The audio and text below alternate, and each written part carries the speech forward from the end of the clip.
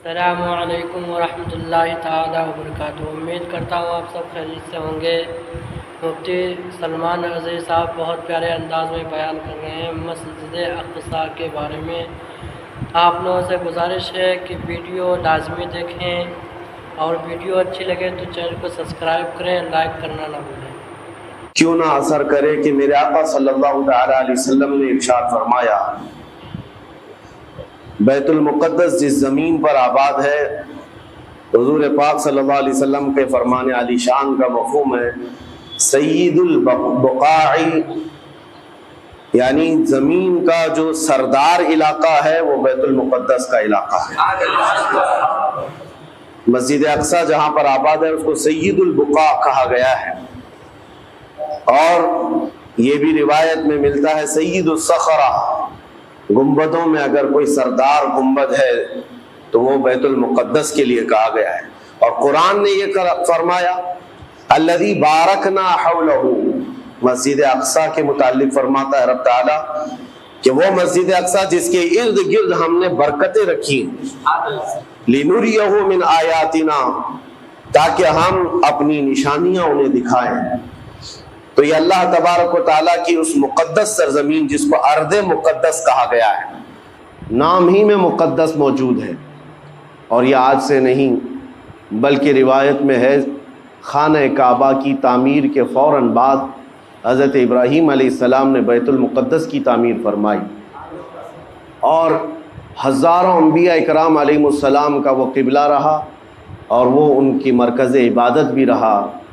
और एक नहीं तकरीबन 30,000 के करीब अंबिया इकराम अलैहिमुस्सलाम मस्जिद अक़सा के इर्द गिर्द दफन हैं, आराम फरमाएँ। जहाँ अल्लाह का एक वली दफन होता है वो बरकत की जगह है, और जहाँ 30,000 नबी दफन हो, और वो भी उलुल अज़्म पैगम्बर हज़रत इब्राहीम अलैहिस्सलाम, हज़रत इसहाक़ अलैहिस्सलाम, हज़रत याक़ूब अलैहिस्सलाम, हज़रत मूसा अलैहिस्सलाम, हज़रत ज़करिया अलैहिस्सलाम, ये सब वो अंबिया इकराम अलैहिमुस्सलाम हैं जो रसूलाने इज़ाम भी हैं, शरीयत वाले। ये सब बैतुल मुक़द्दस के इर्द गिर्द हैं। यहाँ पर कुछ भी असर होना पूरी दुनिया पर भी उसका असर पड़ता है। और आज हम देख रहे हैं जो हालात पूरी दुनिया में पैदा हुए हैं, और चाहे वो यूरोप हो कि अमेरिका हो, अफ्रीका हो कि रशिया हो, अरब ममालिक हो कि हिंद हो, इन सब को कुछ ना कुछ कहने की आज ज़रूरत पेश आ रही है। क्यों?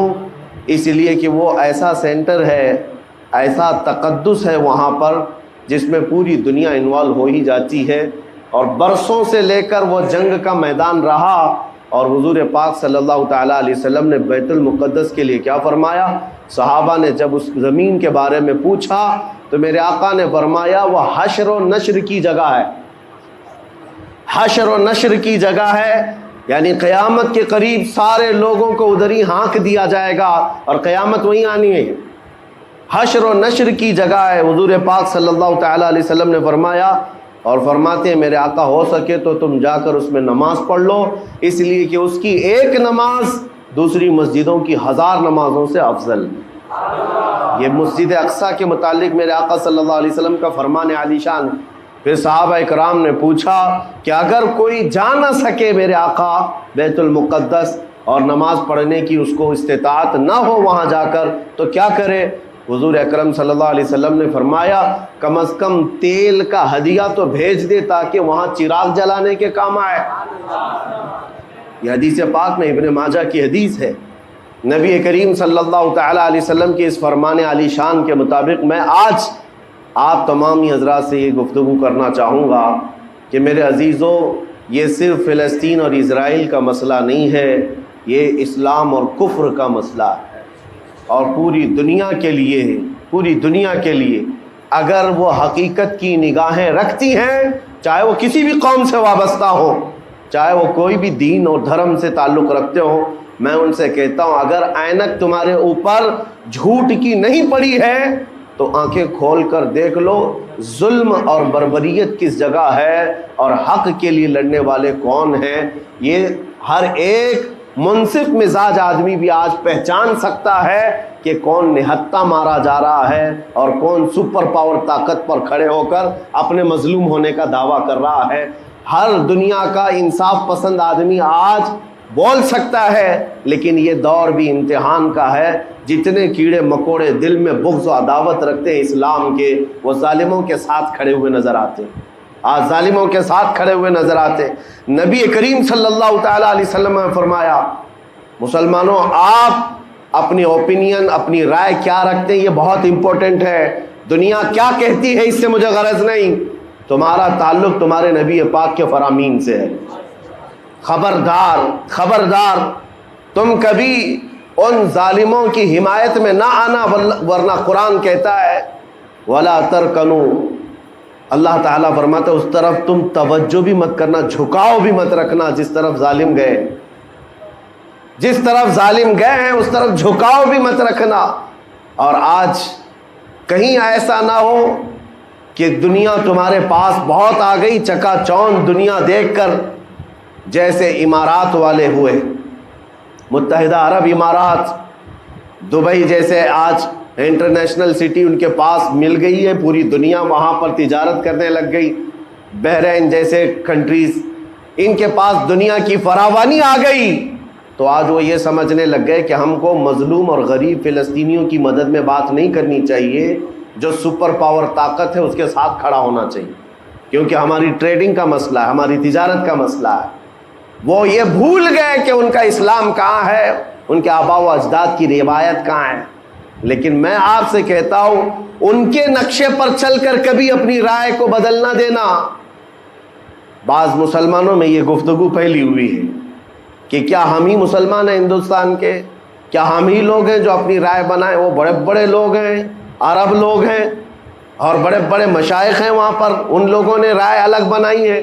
वो दुनिया के और पैसों के पुजारी बन गए हैं, उनके यहाँ नफ्स गालिब आ चुका है और शैतान का उनके ऊपर गलबा है, वो हक़ नहीं देख रहे हैं। मेरे अजीज़ों, कहीं तुम अपनी राय इस तरह बना लिए तो हदीस को झुटलाने वाले होंगे। अल्लाह के हबीब सल्लल्लाहु अलैहि वसल्लम की हदीस सुनाता हूँ।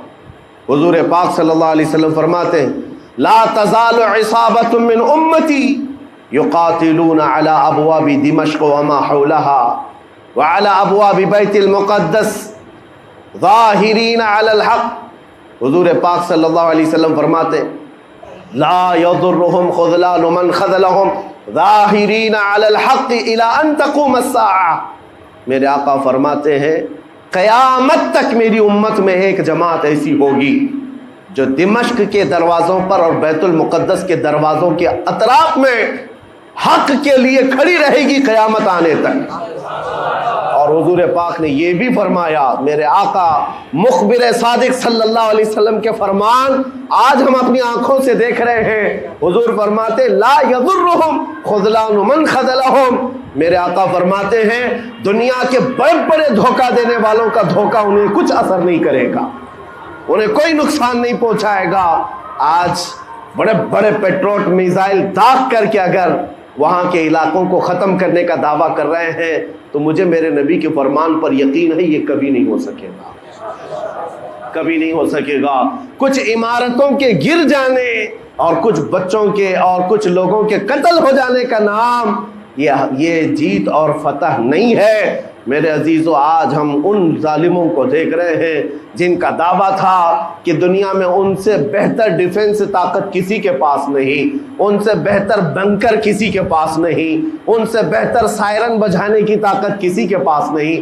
पूरी दुनिया को जहरीले हथियार बेचने वाली ताकतें आज हमने ये भी देखा है कि सिर्फ महज एक छोटी सी जमात से इनके हाथ पैर ढीले नजर आते हैं और इनके जिस्मों में कपकपी नजर आती है। पूरी ताकत तुम्हारी एक जगह। मैं भी चंद दिनों कबल उम्रा में था, जब ये पढ़ रहा था कि एक छोटी सी जमात जिसको पूरी इंटरनेशनल दुनिया मिल करके आतंकवाद घोषित करती है, अमेरिका हो, यूके हो और दूसरी बहुत सारी ताकतें, वहाँ पर फिलिस्तीनियों की हिमायत में लड़ने वाले उन मुजाहिदीन को ये आतंकवाद कहते हैं, टेररिस्ट कहते हैं, जो अपने छोटे से इलाके को बचाने के लिए अपनी जानें दे रहे हैं, वो आतंकवाद हैं, वो टेररिस्ट हैं। उनके पास खाने पीने की चीज़ें नहीं रह गई, उनकी करंट सप्लाई बंद कर दी गई, उनका पानी बंद कर दिया गया, फिर भी वो आतंकवाद है। मेरे अजीज़ों, ये दुनिया का दोगला मेयार देखो आप। रशिया पूरे यूक्रेन को तबाह करता रहा, पूरा राख में बदल दिया। इन जालिम कुत्तों की जुबान पर कभी नहीं आया कि रशिया आतंकवाद है या रशिया टेररिस्ट है। ये मीडिया में भोंकते रहे रशिया और यूक्रेन की वार चल रही है, जमीन का मसला है। अरे हजारों लोगों को रशिया राख में बदल कर रख चुका है। क्यों नहीं बोलते उसके मुतालिक, क्यों नहीं कहते कि वो आतंकवाद है? इसलिए कि ये जालिम दज्जाली मीडिया जितने हैं, इन्हें पता है इनके बाप दादाओं से बड़ी ताकत उसके पास मौजूद है। ताकतों की पूजा करना और बड़ी बड़ी ताकतों को सलाम करना ये इनकी फितरत में दाखिल है। और हम अल्हम्दुलिल्लाह मुसलमान हर वक्त ये फैसला रखते हैं कि जो गरीब है, जो मजलूम है, वो चाहे एक सिक्का भी ना रखता हो, हम उसकी हिमायत में हमेशा खड़े रहते हैं। ये इस्लाम की खासियत है। हम ताकत और कुव्वत और तख्त को देखकर किसी की हिमायत में नहीं खड़े होते, बल्कि हक और बातिल को देखकर अगर मजलूम छोटी सी जगह पर भी है तो हम उसके साथ खड़े हैं। इस्लाम में हो या ना हो, अगर वो मजलूम है तो उसकी आवाज़ हम उठाते हैं। अज़ीज़ान गिरामी वक़ार, जिसको अपनी ताकतों पर खूब भरोसा था, मैं एक बात अर्ज करता हूँ, मुसलमानों आज जागने की ज़रूरत है, बेदारी की ज़रूरत है। तुम्हारे दिमागों पर ये पट्टी डाली गई है और ये बिठाया गया है, उनके पास बहुत बड़ी बड़ी ताकतें, तुम्हारे इधर उधर करने से कुछ नहीं होता, तुम्हारी आवाज़ उठाने से कुछ नहीं होता। रब तबारक व तआला ने तुम्हें ये जाहिर कर दिया कि मैं अभी पढ़ रहा था उस छोटे सी इलाके में, गज़ा पट्टी में, बड़ी बड़ी दुनिया की 4 तंजीमें, खुफिया खबर रसा एजेंसियां मौजूद हैं जो उनकी खुफिया खबरें हर वक्त पहुंचाती हैं। वो इजराइल की भी है, अमेरिका की भी है, और सऊदी अरब की भी है, और इजिप्ट की भी है। 4 बड़े बड़ी कंट्रीज की खुफिया एजेंसियां काम कर रही हैं और सब की सब खुफिया खबर रसा एजेंसियां फेल हो गई, नाकाम हो गई। उसके बावजूद इजराइल के दरिंदों को ये वहशतनाक चीज़ देखनी पड़ी। दुनिया आज इसमें हैरत में है कि ऐसा कैसे हो गया, ऐसा कैसे फेल हो गया, ये सिस्टम कैसे काम नहीं कर सका, हमें पहले से इत्तिला कैसे नहीं मिली। मैं कुरान पढ़ करके बताता हूँ, मेरा रब फरमाता है वमकरू वमकर अल्लाह वल्लाहु खैरुल माकिरीन। काफिर मंसूबा बनाते हैं और अल्लाह खुफिया तदबीर करता है, और अल्लाह की खुफिया तदबीर गालिब आती है।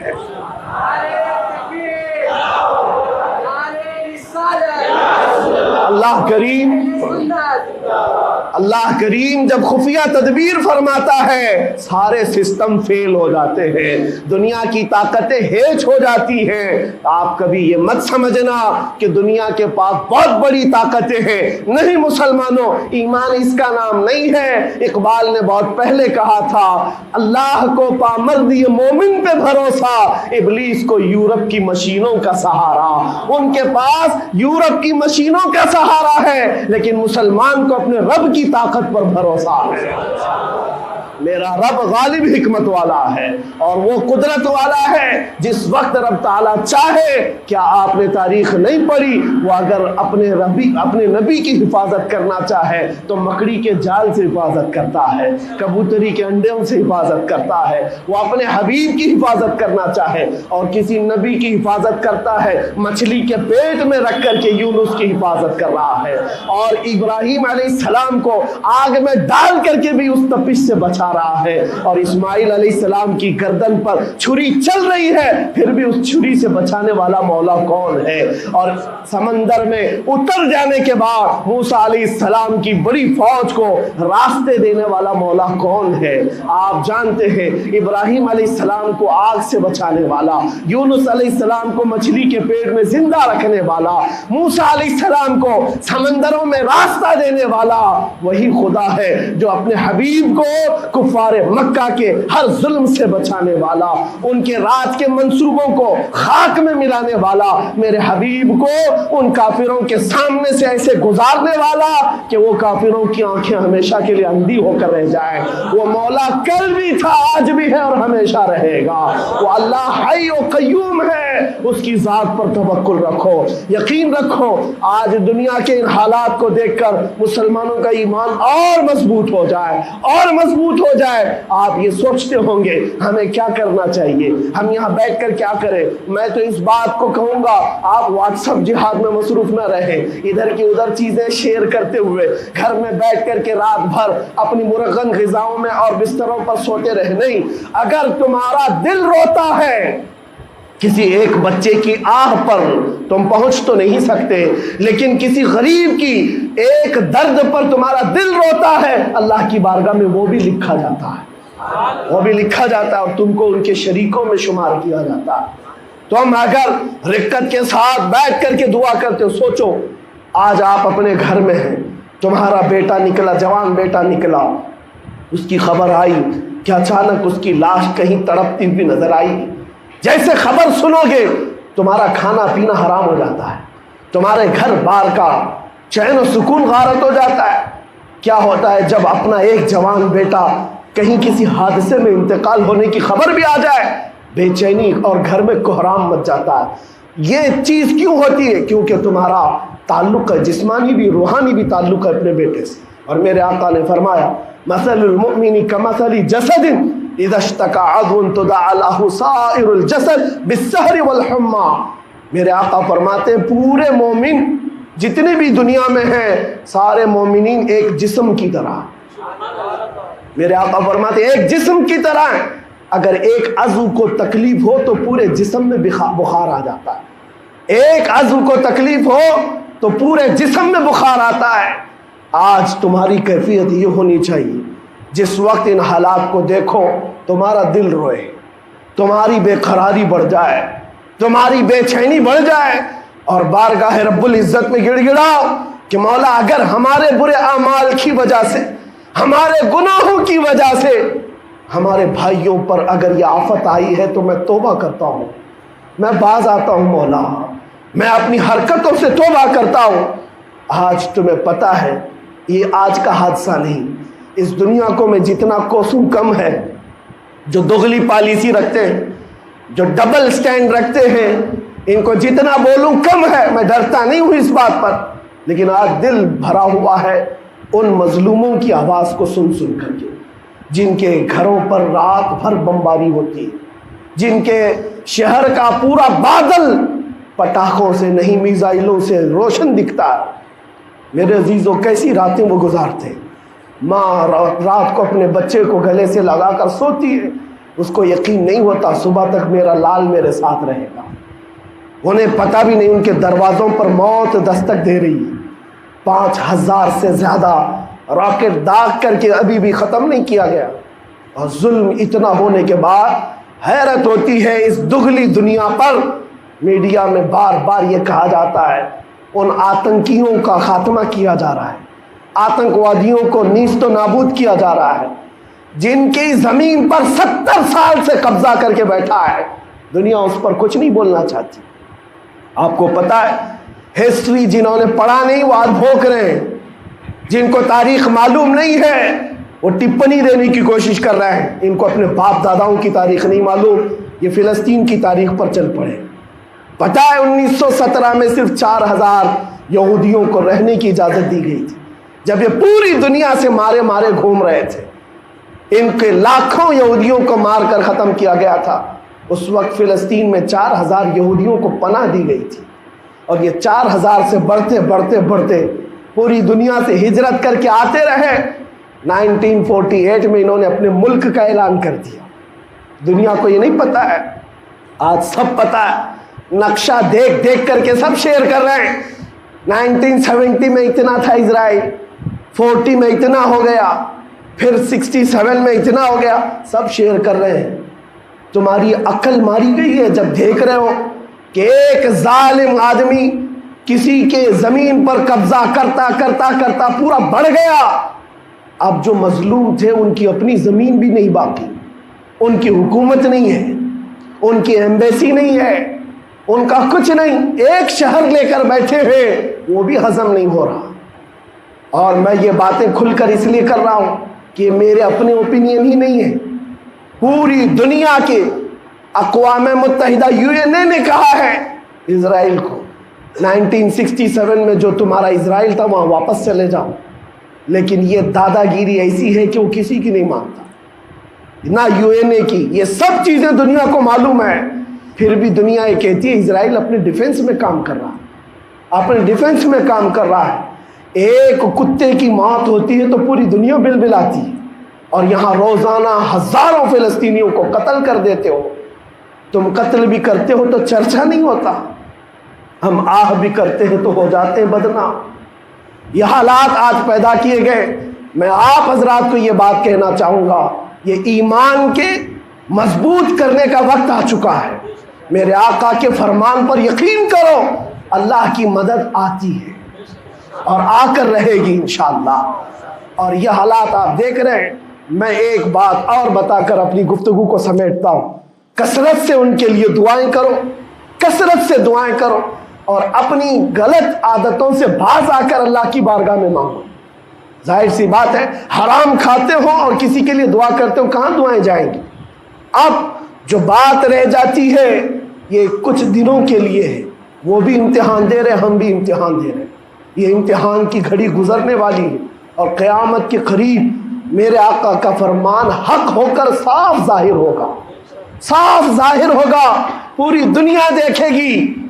बाज़ रिवायात में है कि हज़रत सुलेमान अलैहिस्सलाम की रिवायतें भी बयान की गई। क्या आपने फरमाया कि यहूदियों की एक रियासत कायम होगी और सिर्फ 50 साल के बाद उनकी रियासत के कायम होकर 50 साल के बाद क़यामत की बड़ी निशानियां सामने आ जाएंगी। अब वो हालात आ गए, चंद सालों की बात है। जितना खून बहाया था वो खून ख़त्म होगा और खून शहीदा से सुबह बहारा आएगी, और एक दिन पूरी दुनिया देखेगी जब बैतुल मुक़द्दस पर अल्लाहु अकबर की सदाएं गूंज रही होंगी और इमाम मेहदी का ज़ुहूर होगा। इमाम मेहदी आएंगे और पूरी दुनिया में सिर्फ और सिर्फ इस्लामी परचम लहराएगा इंशाअल्लाहुल अज़ीज़। मेरे आका सल्लल्लाहु अलैहि वसल्लम फरमाते, क़यामत के करीब तुम देखोगे हर चीज़ यहूदियों के खिलाफ होगी, हत्ता कि पत्थर भी तुम्हें कहेंगे यहूदी यहाँ छुपा हुआ है, पत्थर भी कहेंगे। और हुजूर ने फरमाया तो ये होकर रहेगा, होकर रहेगा। इसलिए उनकी ताकतों पर न जाओ, उनकी कुव्वतों पर न जाओ।